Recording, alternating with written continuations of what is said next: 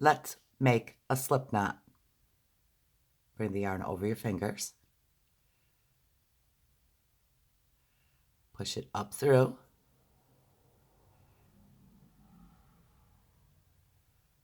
Bring both pieces down. There you have a slip knot. Insert your crochet hook. Pull the tail.